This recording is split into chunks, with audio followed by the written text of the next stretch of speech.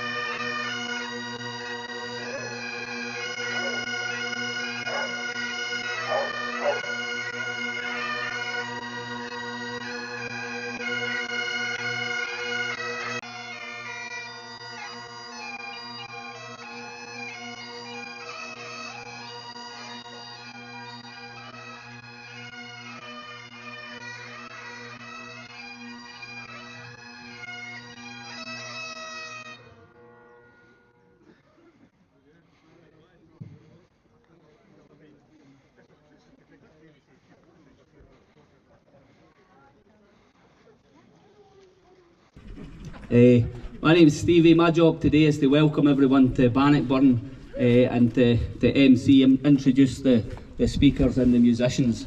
And the great thing is we've got plenty amazing singers and speakers today, so you won't have to listen to me too much.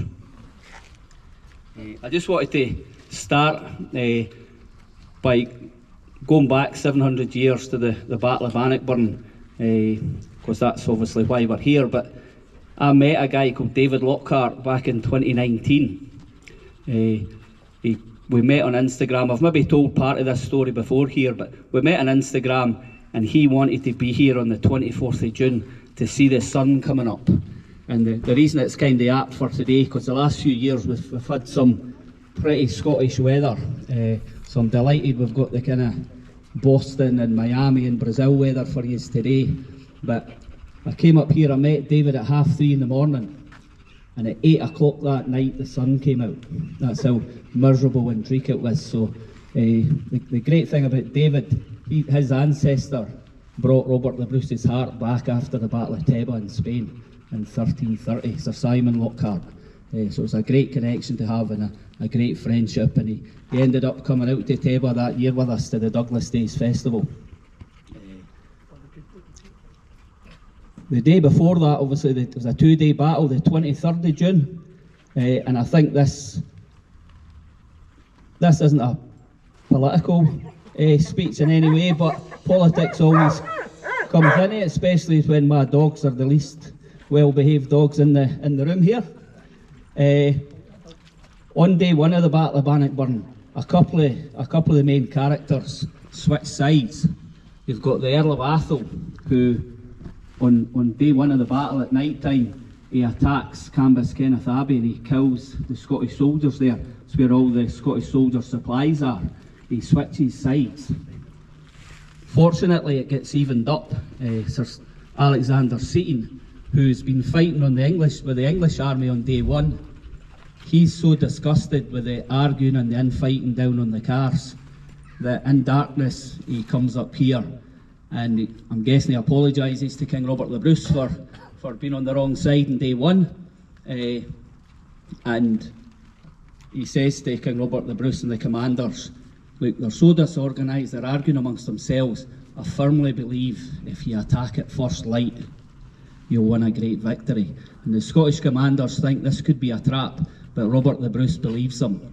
And we didn't see it that day in 2019, but 3:30, 3:45, light will start appearing above the Ochils, and the Scots were up and they were on the march. Max Muir that's here, he'll maybe tell you a bit more later about the battle on day one and the timings, but the great thing about David Lockhart coming here, he gave me one of the best reviews I'd ever had.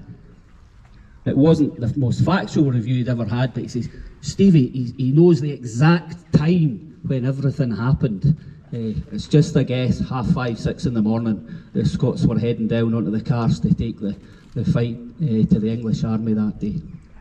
The ride, will a young Scotsman fight, was the question that he cried. Will a young Scotsman fight, aye, in darkness or daylight? We shall die or be free, cried the Bruce. We shall die or be free, cried the Bruce. We shall die or be free, cried the Bruce.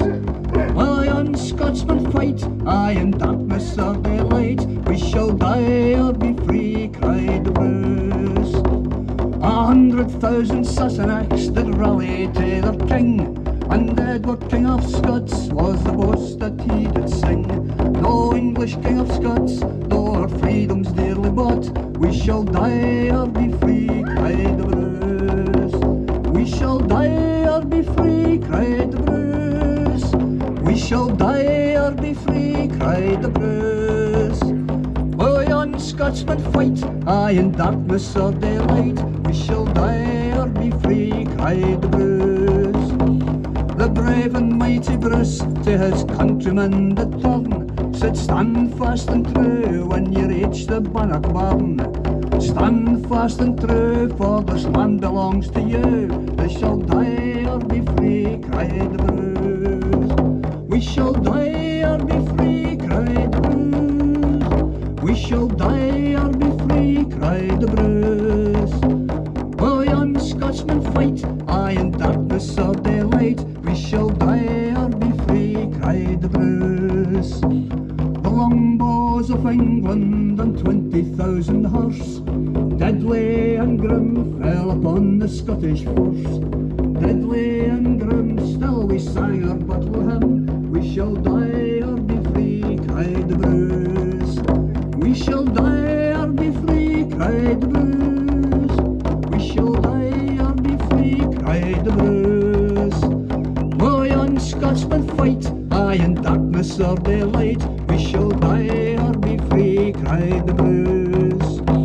Now Bannockburn is won, the Sassenachs have fled. Nothing now remains but the dying and the dead. Nothing now remains but a Scottish monarch reigns. We shall die or be free, cried the Bruce. We shall die or be free, cried the Bruce.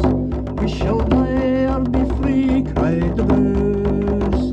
Will yon Scotsmen fight? Aye, in darkness or daylight. We shall die or be free, cried the Bruce.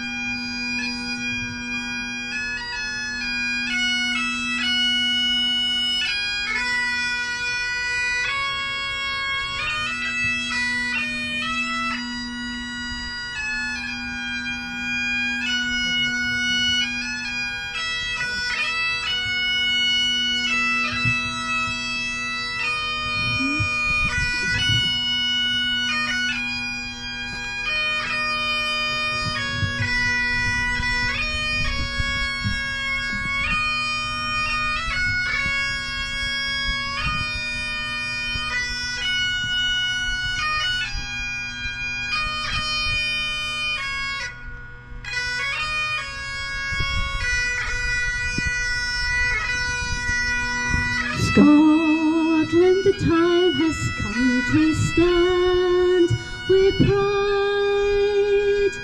Release the passion you've suppressed inside. Look to the future with confidence. Now is the dawn of independence. Fly your flags, raise them high. Bring to the world a Scotland that's free. With pride and passion, let us lead the way. This is the dawning of a new day. As long as 100 Scots remain, we'll never yield to oppression again. It's not for glory nor honor we fight, but for freedom we will give our lives. Fly your flags, raise them high. Bring to the world a Scotland that's free. With pride and passion, let us lead the way. This is the dawning of a new day. Thank you.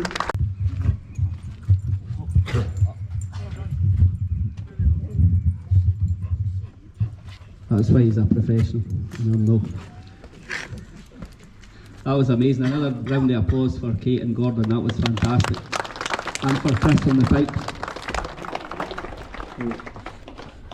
Normally at this stage, proceedings in June 2026 was something like a hydration break. Now, we're not going to have a hydration break, but we've got an extra bonus edition that is going to come up and speak. So Max Muir, his YouTube channel, The Genius of Bannockburn, is going to say a few words about what Max has been doing to commemorate and celebrate Scottish history.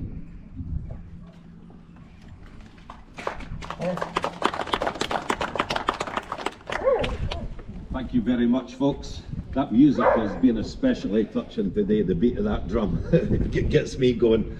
I first came here when I was 10 years old in a schoolboy trip. Before that, Robin the Hood, That was my heroes, Jesse James, Billy the Kid, and that was very quickly replaced by Robert the Bruce, William Wallace, and the more I delved into Scottish Wars of Independence. So coming here today and being asked this is a real privilege. The battlefield of Bannockburn is 6 square miles, and that's mind-boggling when we look at the vastness of that and what Robert the Bruce accomplished.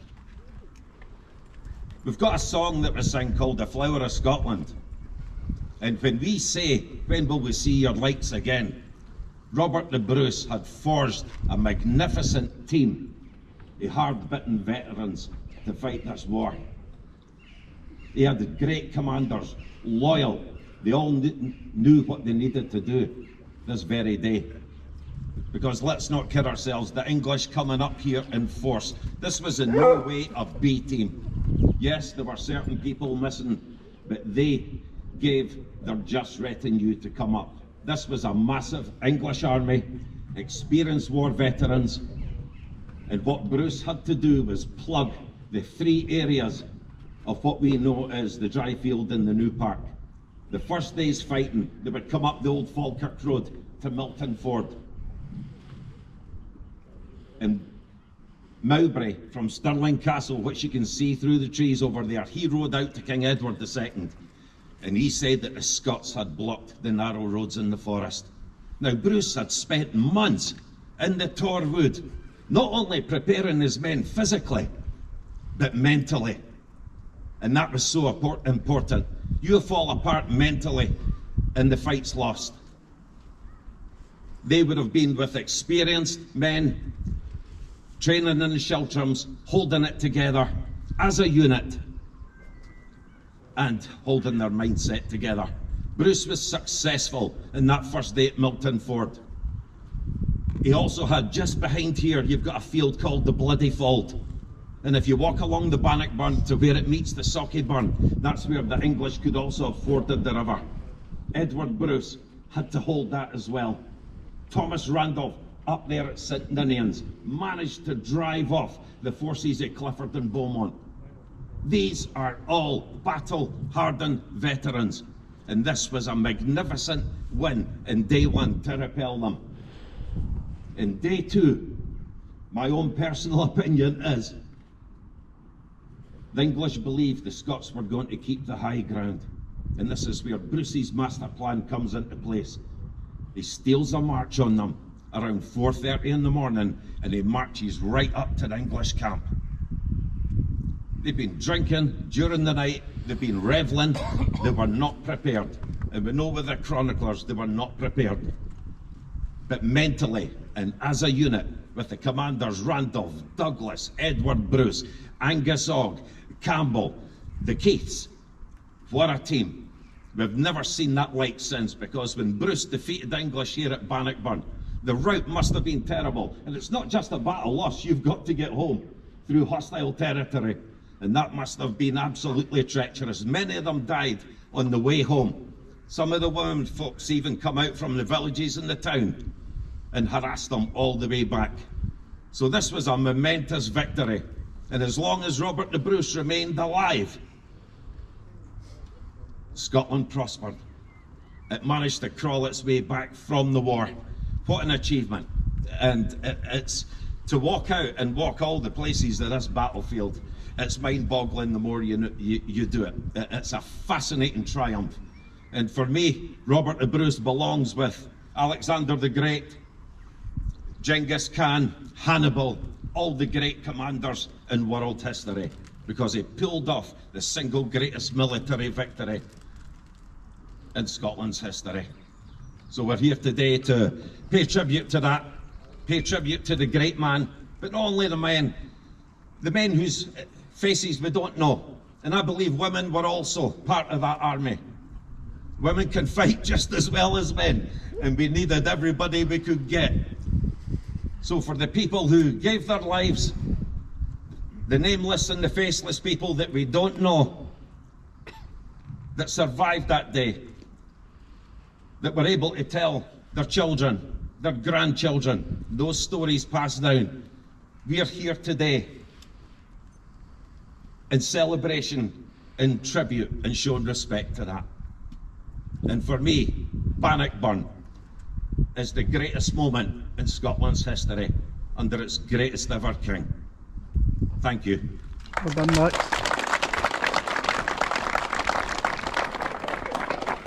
Back on that wet June experience where the sun came out at 8 o'clock, in between 3:30 in the morning and 8 o'clock at night, I had the pleasure of going out to the King of Scots Heritage Centre in Renton to meet Duncan. I'd met him briefly on the Saturday, but he invited David and myself out to the Renton, and a friendship was formed, and each August we go out to Teba to the Douglas Days Festival.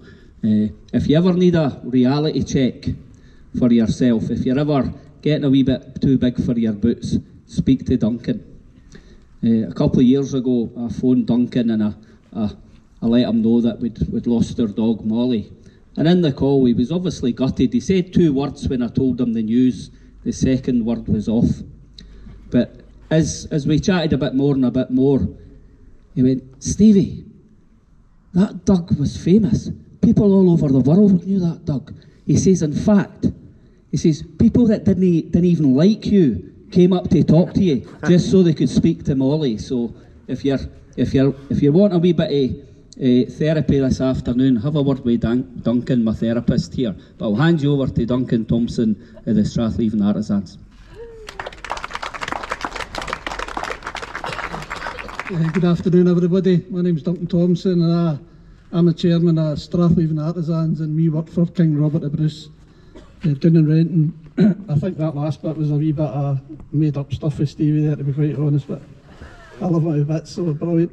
When I was a boy of 15, I read an article by Geoffrey Barrows, which says that King Robert the Bruce died 3/4 a mile up the River Leven, above high tide mark between 2 burns, and it was Cardross, we're calling it.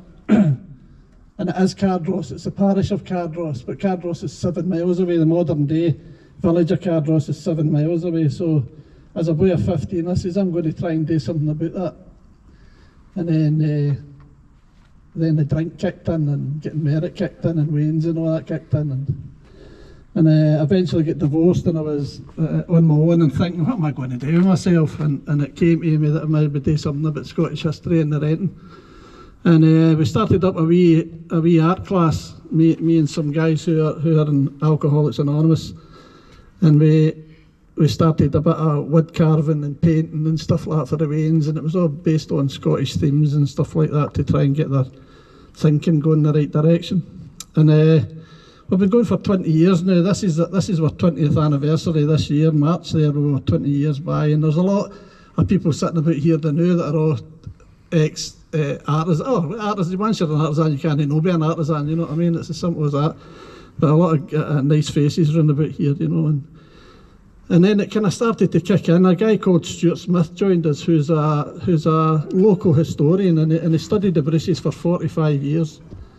And this wee guy was a genius. He was disabled. He walked with sticks and all that. And the brain this man had was incredible, man. Everybody wanted to talk to him. Everybody wanted to speak to him. He was just such a wee gentleman, you know what I mean? But his history was phenomenal.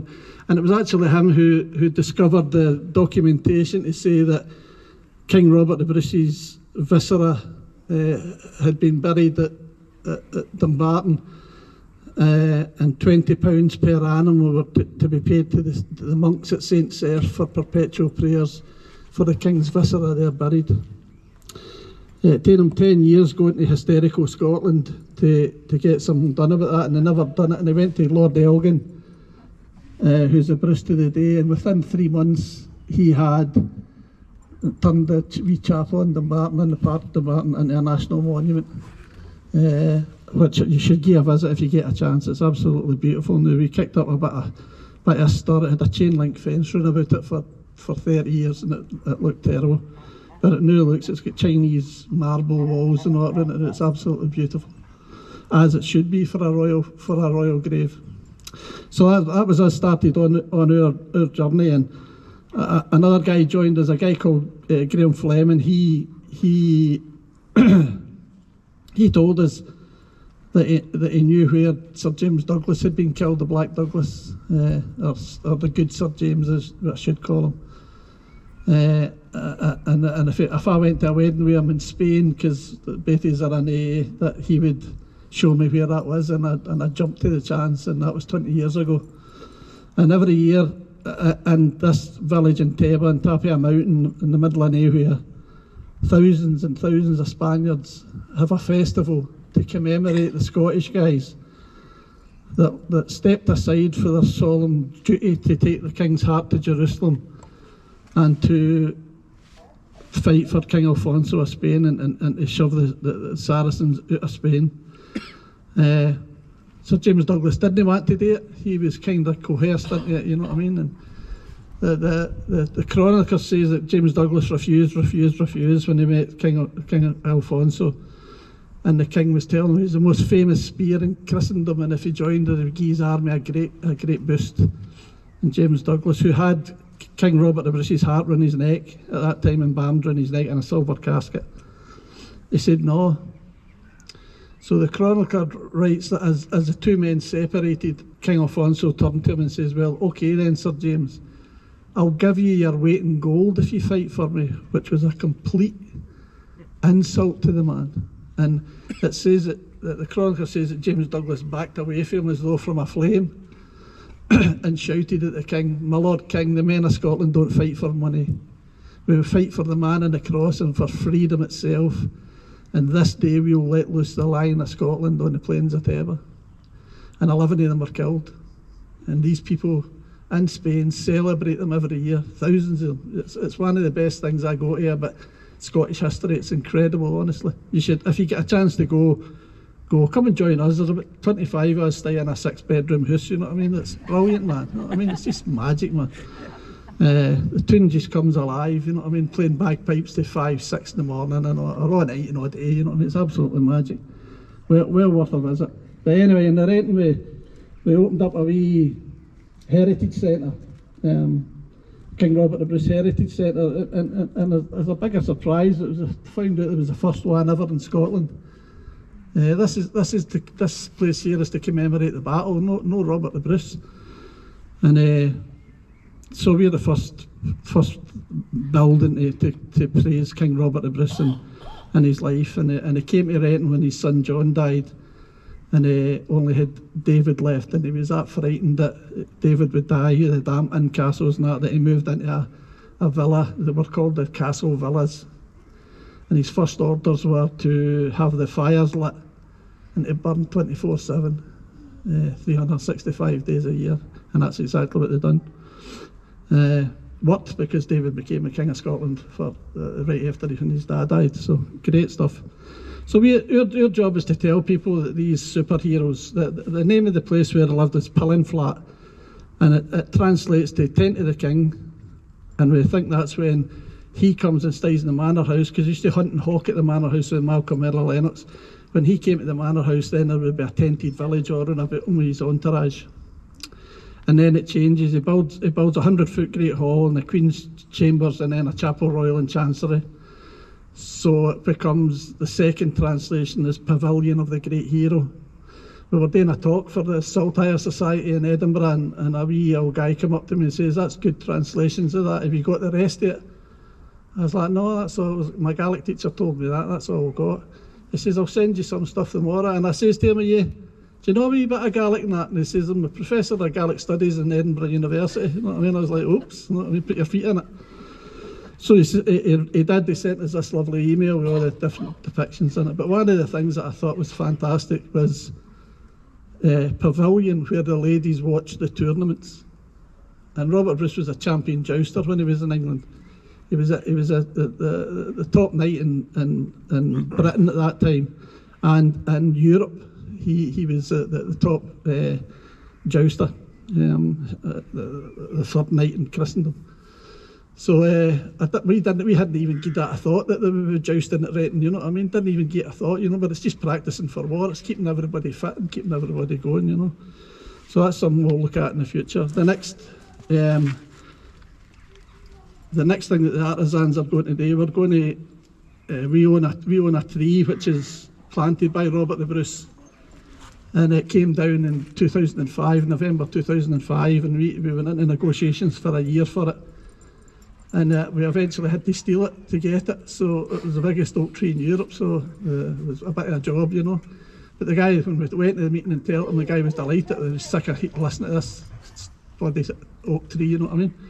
So we had it anyway, and we made the great throne, King Robert Bruce's great throne and things like that. So it's just about developing history to promote King Robert the Bruce and all the men and women that was with him, you know what I mean? One of the first things we got was a statue of a Highlander who's about 7 foot. And the guy who made it and gave us it told us that we weren't allowed to give it a name, but that was for all the guys that we're talking about there, about who died on the front lines and all that. I think it was 128 here at Bannockburn.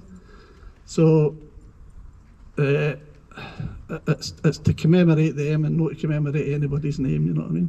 So we're doing in the renting, if I've bored you enough, I think. We're doing in the renting, and if you're passing, our motto for the centre is the kettle's always on, so drop in between 11 and 2 every day, and 12 to 5 a Saturday and a Sunday. Abba Gabra.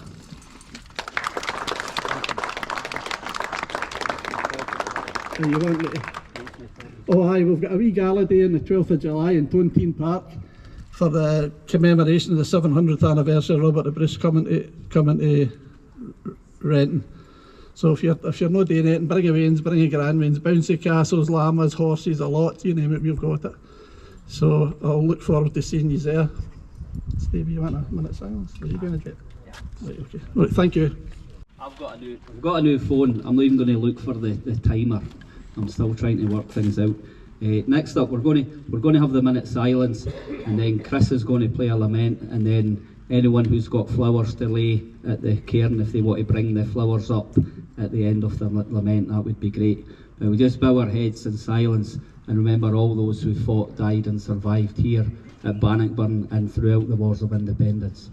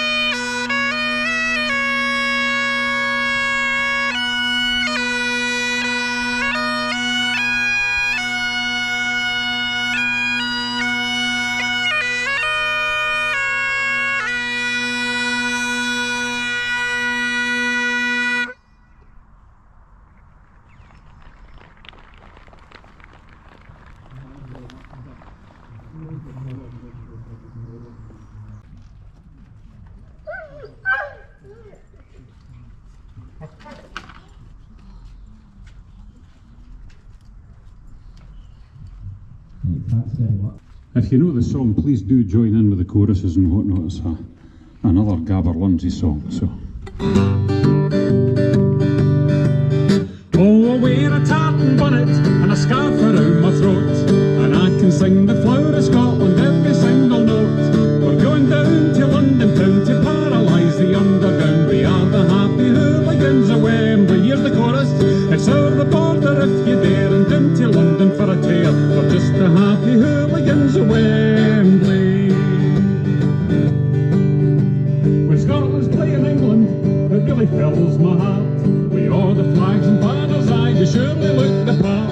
But when it blues, it's all the same. We didn't come to see the game. We're just the happy hooligans of Wembley. It's on the border if you dare, and down to London for a tear. We're just the happy hooligans of Wembley. Oh, there's 40 in my party, and that's including me. We haven't all got tickets, in fact we've only 3.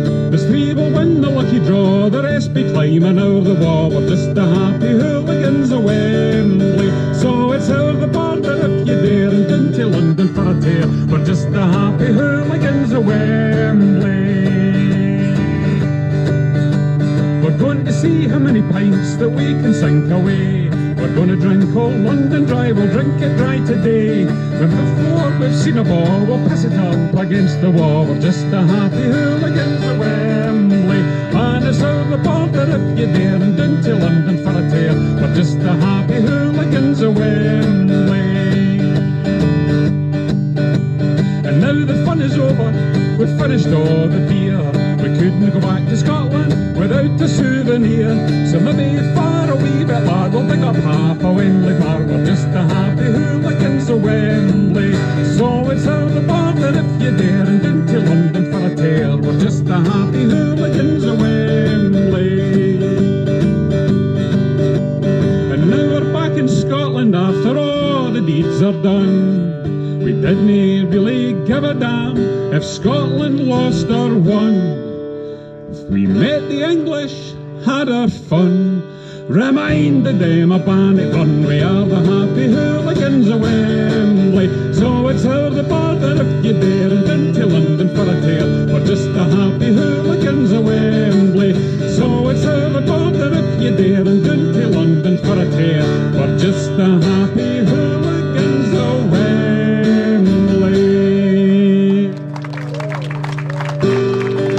All together then. Scots were hey wi' Wallace bled.